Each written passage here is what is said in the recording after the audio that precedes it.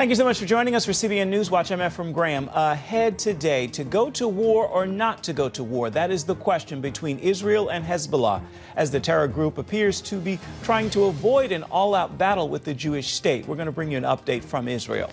As he falls further behind in the polls, President Biden is facing a revolt in his own party, as 25 Democrats in Congress are reportedly ready to ask him to drop out of the race for the White House if he looks shaky in the days ahead.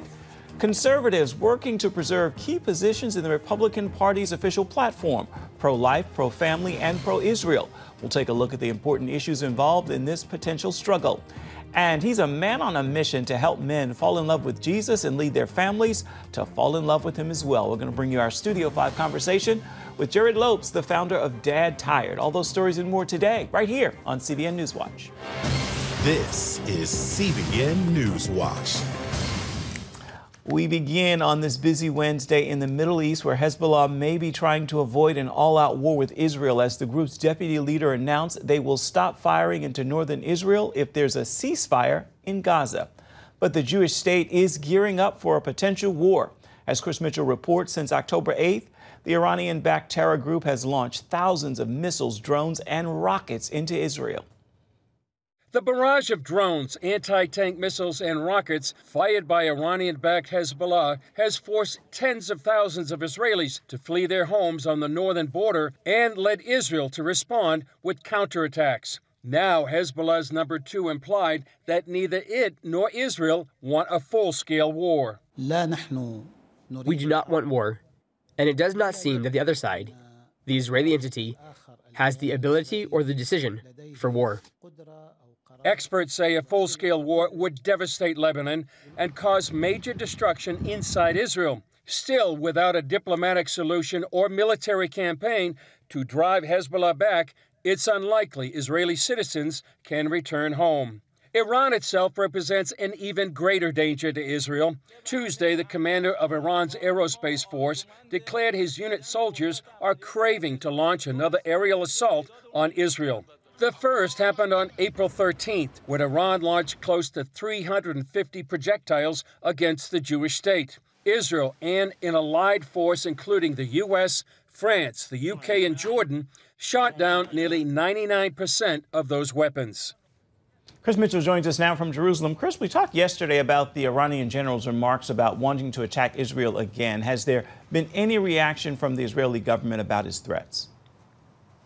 Well, Ephraim, we don't know of any official reaction to those statements, but a few days ago, Iran's minister at the UN, he vowed an obliterating war, quote unquote, against Israel if it launched a full-scale offensive against Hezbollah.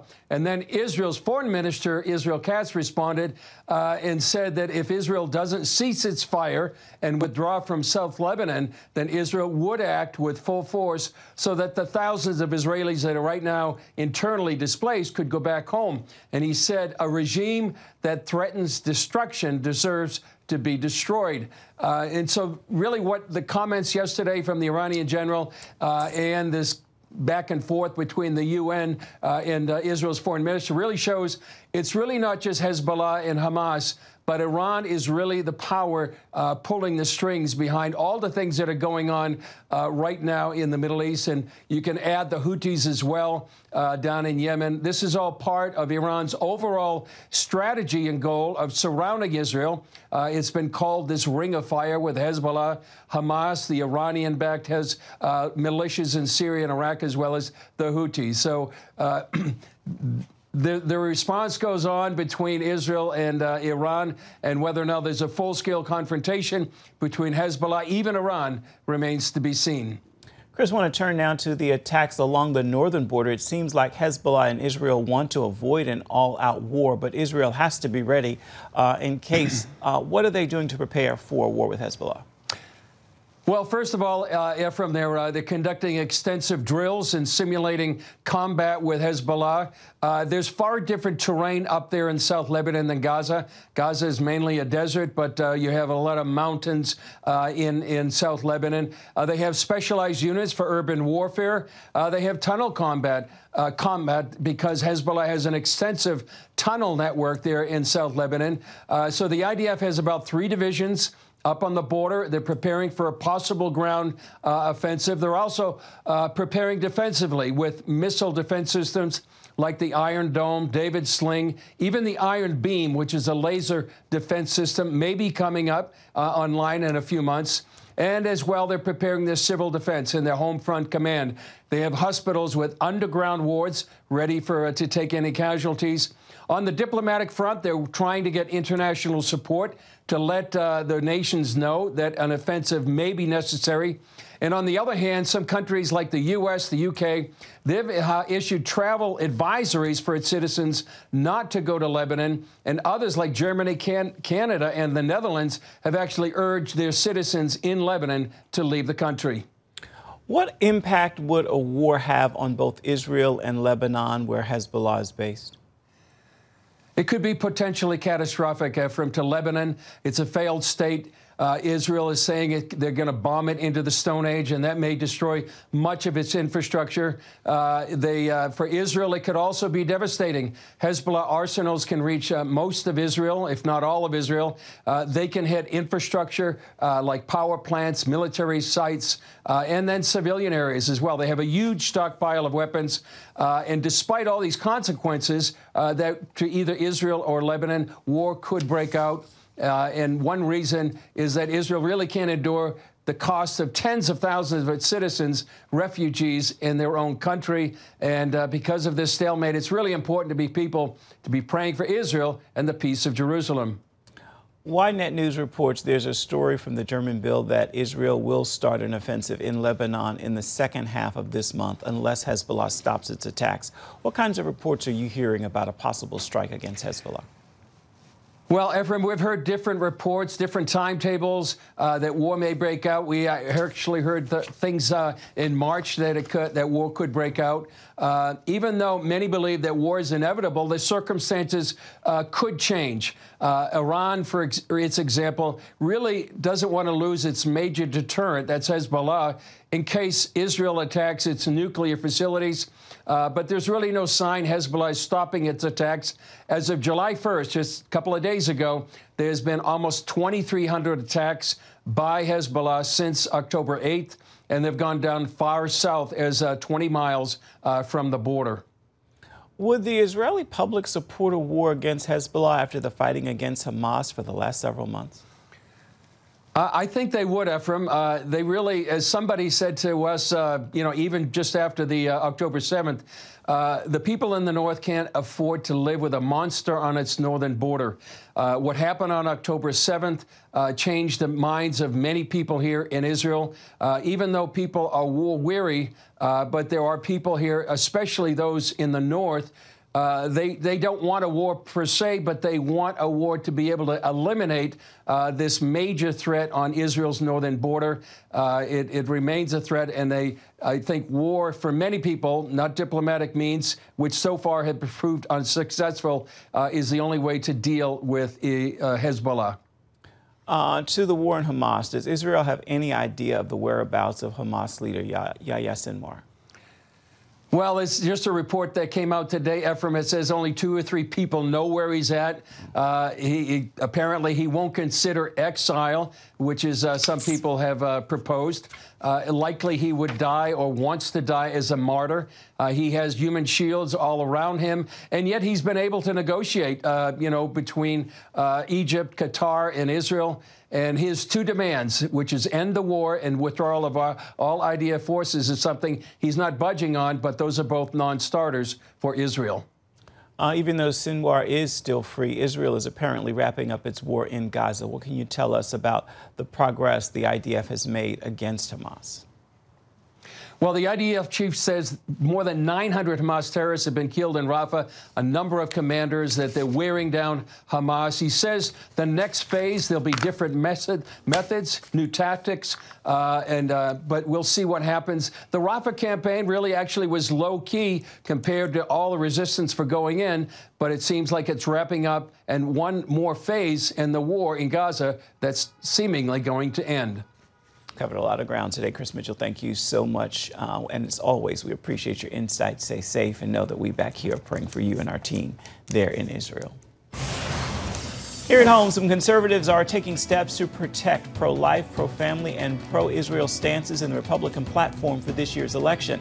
And President Biden facing a potential revolt from Congressional Democrats, worried he could lose to former President Donald Trump. We're going to have those stories for you when we come back. You're watching CBN NewsWatch.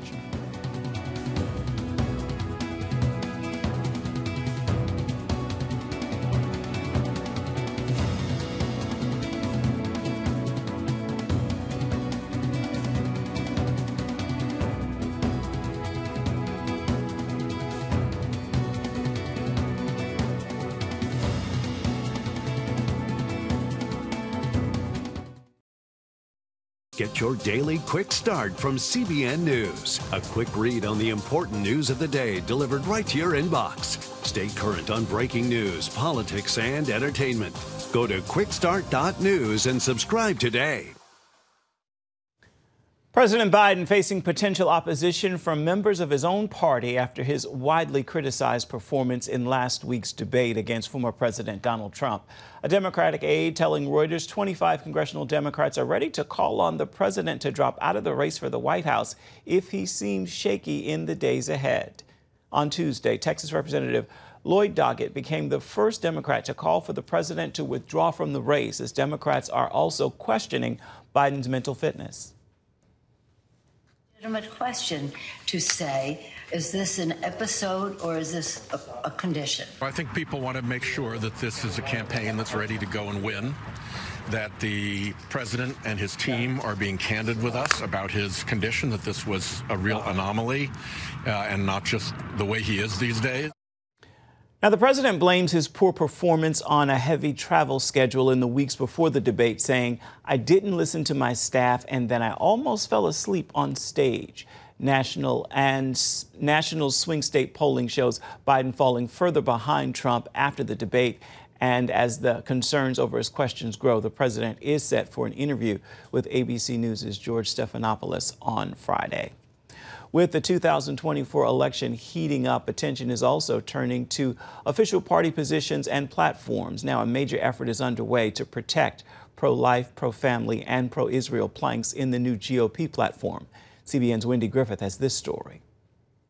Concerned over potential changes in the Republican Party platform, a coalition of groups is banding together to ensure it maintains its conservative ideals, especially in regards to abortion, family, and Israel.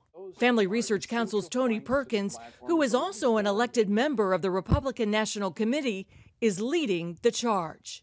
For the first time ever, we will actually be scoring votes on the party platform. And so when there are key votes that pertain to life, marriage, human sexuality, religious freedom, those core values that, we talk about making America great again. Well, America can't be great until it's morally good. It has to have that foundation. The Platform Integrity Project, launched amid fears the Republican Party and Trump campaign might water down or remove some of the more conservative ideals in the GOP platform. CBN's political analyst David Brody warns the GOP could be playing with fire. If the GOP starts to tinker around with the platform, and I mean the Trump campaign specifically, that could give some evangelical voters who are on the fence pause to go with Trump a second time around. And that could be a key difference, because enthusiasm is everything. And the last thing the Trump campaign needs right now is to have everybody not on board and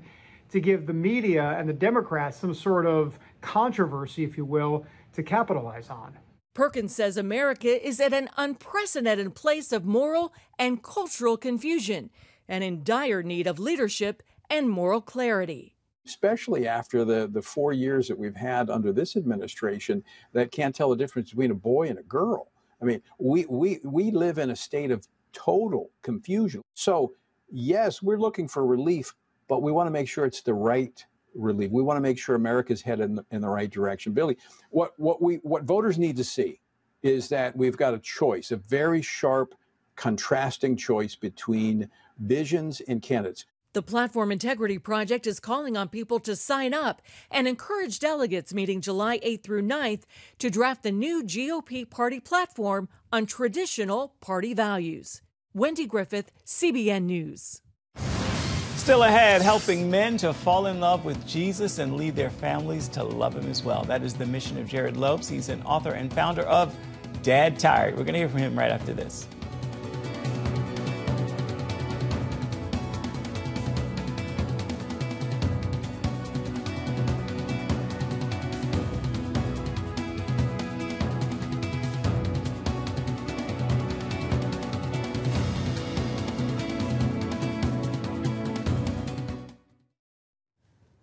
Welcome back to CBN NewsWatch. Jerrad Lopes is an author and founder of Dad Tired. It's a ministry with a mission to help men to fall in love with Jesus and lead their families to do the same.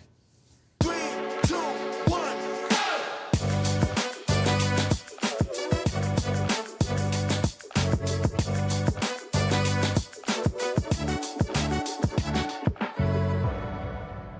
What's Dad Tired? Yeah, I would say it was the most unintentional, like, good idea I ever had. We're just trying to give as many resources as possible to men to be the men God's called them to be. It is everything that we talk about as being like a dad and being tired and being sometimes overrun and being, just everything. The foundation of our ministry is that we are broken men in our own strength. We are not capable of doing what God's asked us to do. Mm-hmm. We need the Spirit of God to help us do that. So we are going to stumble our way through this thing, but we stumble forward to be the men God's called us to be. I love it. I love it. One of the reasons we're sitting here today is you got a new children's book, My Daddy's Hero. What led to this? The book came about because I heard one of my younger daughters tell her friends, she was telling her friends, my daddy knows everything. And I was like, I laughed at that, Not only do I not know everything, I don't know most things, And so I just remember thinking, I want to point them to a better hero, a better forgiver, a better provider, a better protector. And so I just wrote this book really to give language to my kids that there's something, even daddy has a hero, and really to give dads language to say for their kids, as much as you think daddy's awesome, there's someone even more awesome in this family than daddy. So you had a significant Dad Tired experience. What happened? Well, I was on the brink of divorce. I had been a pastor for over a decade at that point, and my marriage was falling apart. I was failing as a husband, failing as a dad. My wife looked at me and said, I've been waking up in the middle of the night, and I've been going into the living room, and I've been begging God to capture your heart again. I think about the verse in Romans that says it's the kindness of God that leads us to repentance. It was really her kindness that led me to repentance, softened my heart, broke down my walls, and God started to draw my heart back to him. And that's how Dad Tired started. It was just a season of brokenness for me where I said, I'm not ready to give up. I don't want to fail at this. And inviting as many guys on that journey with me as possible. We wanted to talk real quickly about 3 visual ways that we point our kids back to Jesus as often as we can. How does it feel to be sitting here now,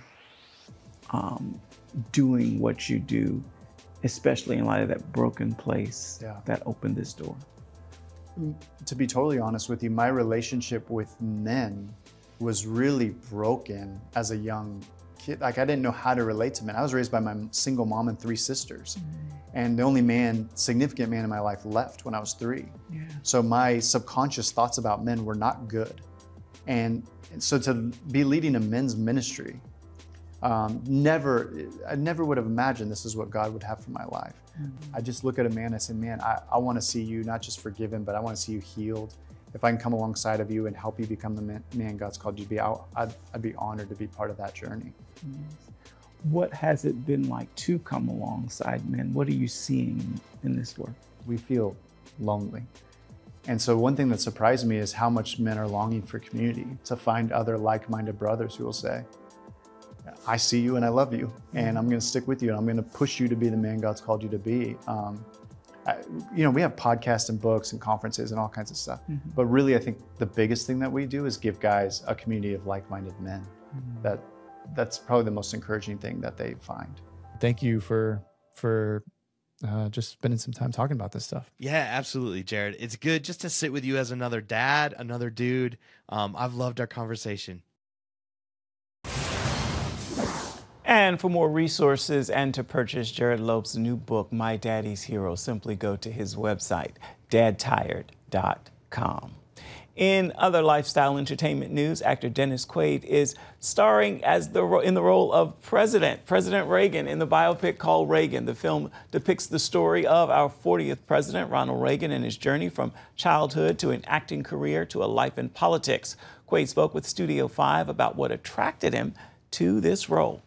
It was I was offered the role, and I didn't say yes at first, to tell you the truth. I mainly out of fear.